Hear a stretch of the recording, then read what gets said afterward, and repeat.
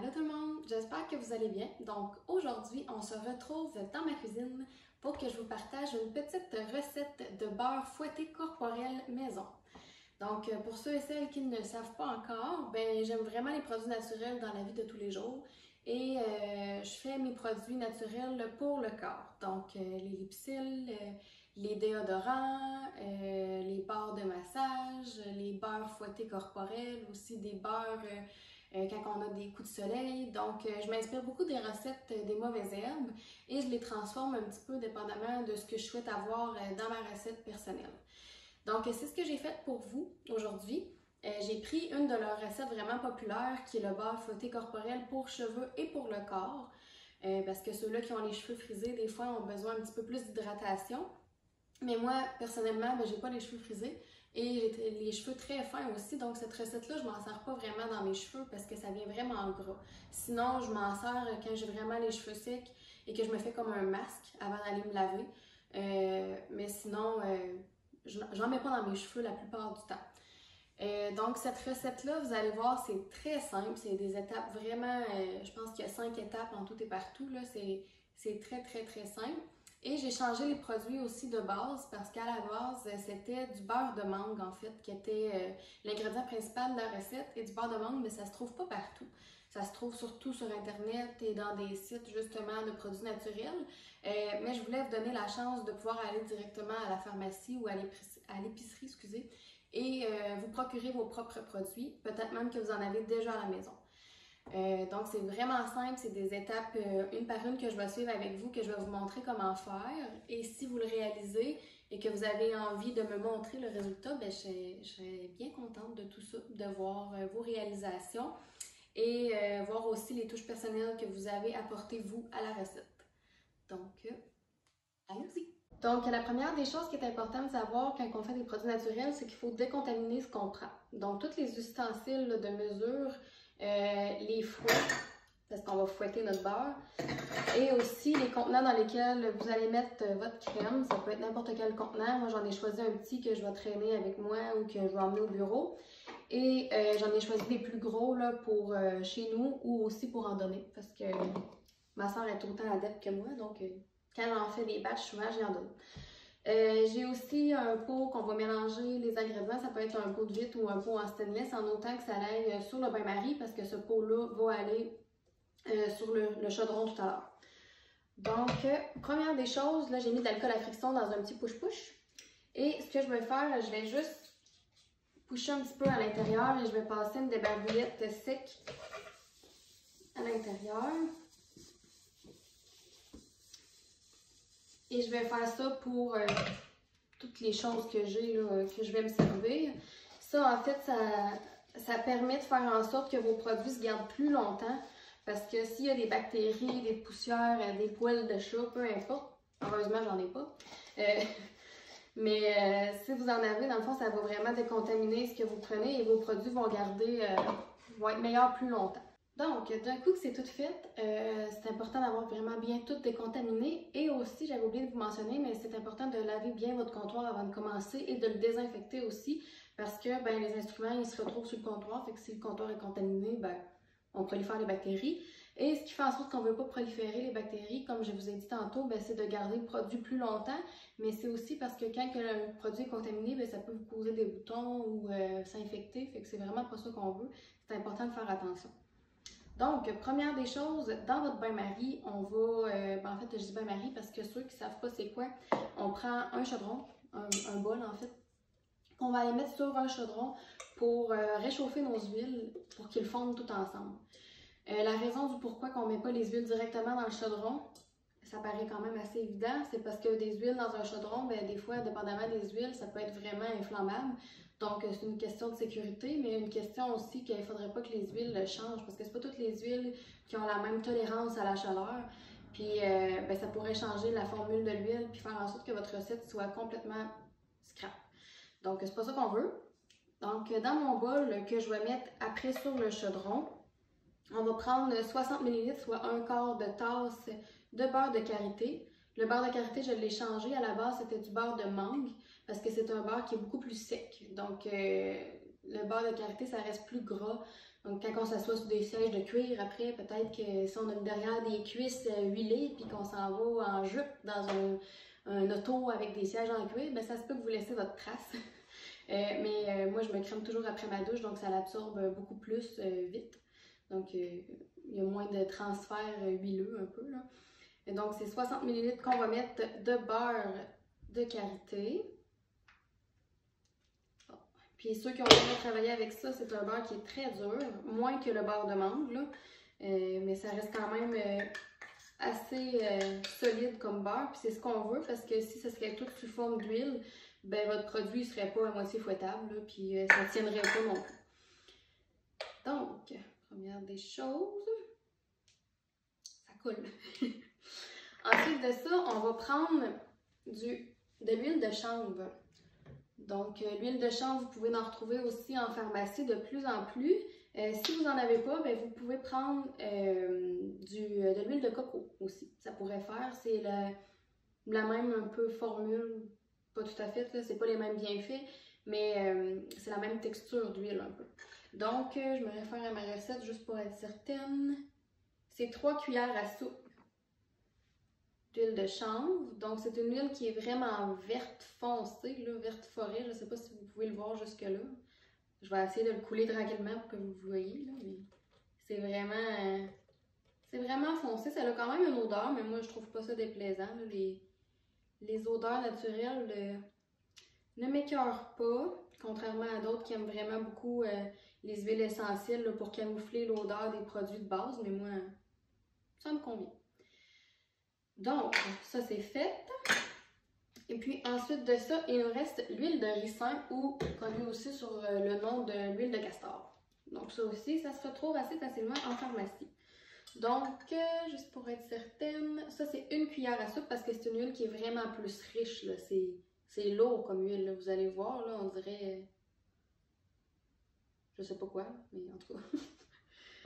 Donc, 1 cuillère à soupe.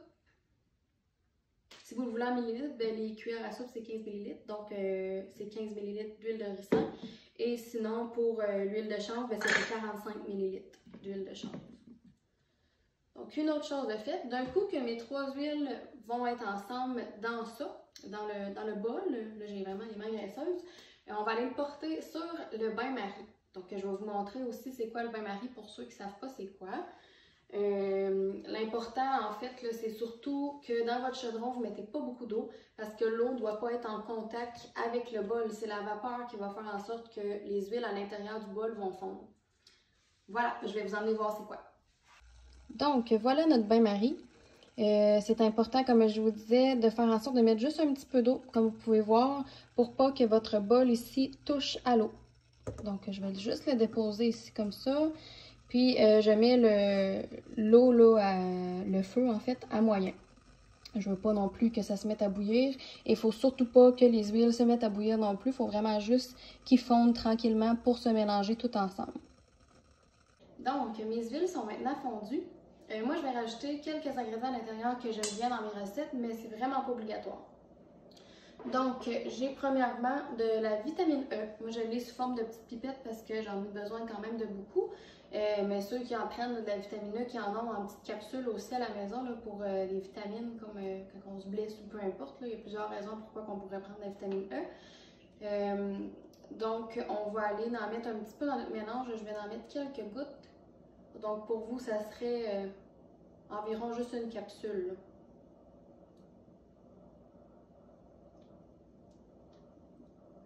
Là. Ensuite de ça, je vais aller rajouter aussi de l'enzyme de papaye. Donc ça se trouve vraiment plus difficilement. Là.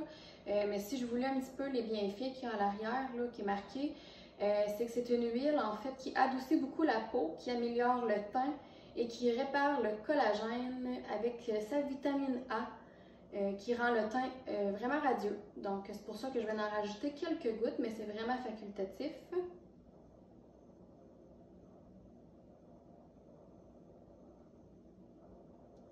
Et ensuite de ça, j'en rajouterai pas beaucoup de celle-là parce que moi je suis pas vraiment florale là, dans les odeurs, mais je vais rajouter de la rose musquée parce que en fait c'est une huile qui est vraiment cicatrisante.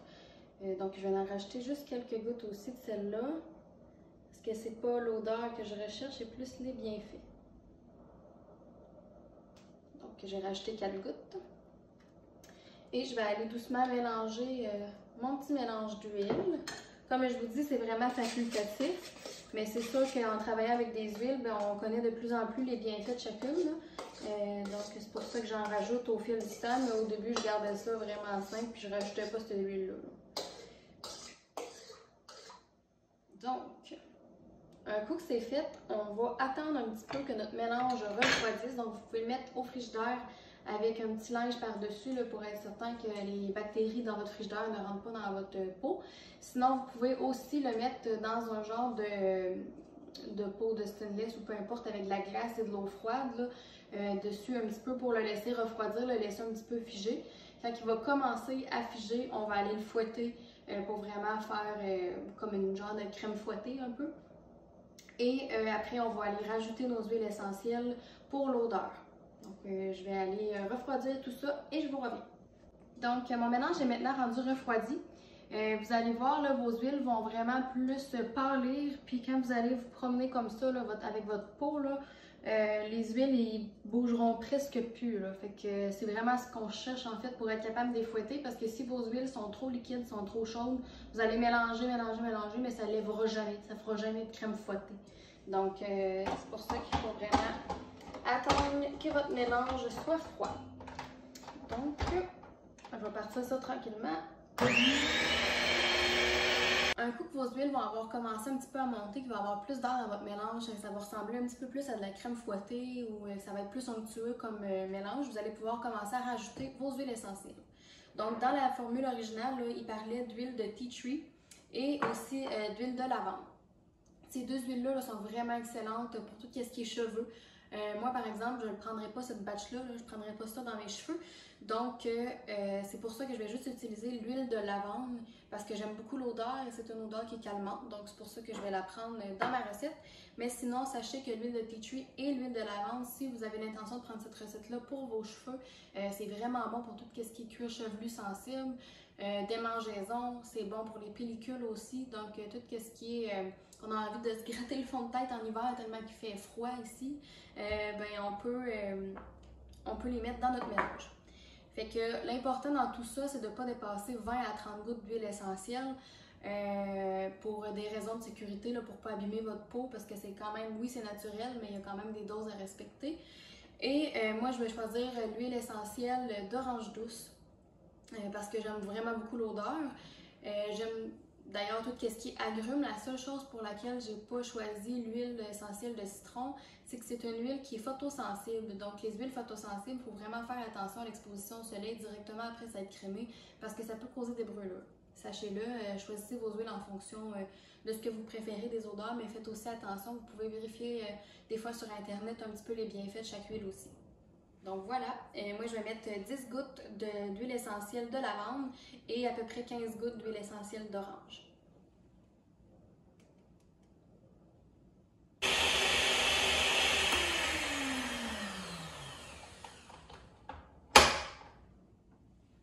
Donc, maintenant que notre mélange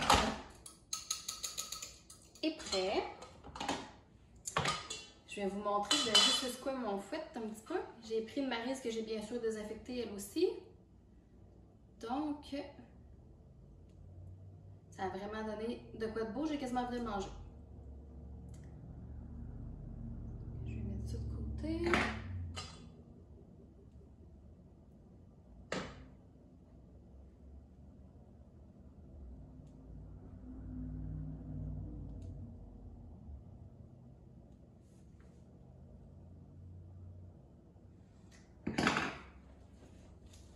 Montrer le résultat là. Donc ça fait vraiment là, de quoi de vraiment plus somptueux que tout à l'heure là.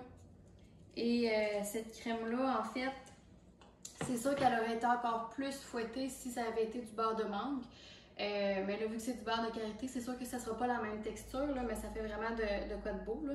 Fait que je vais le transférer dans mes boules avec l'aide de la petite maryse que j'ai ici et je vais vous montrer le résultat ensuite.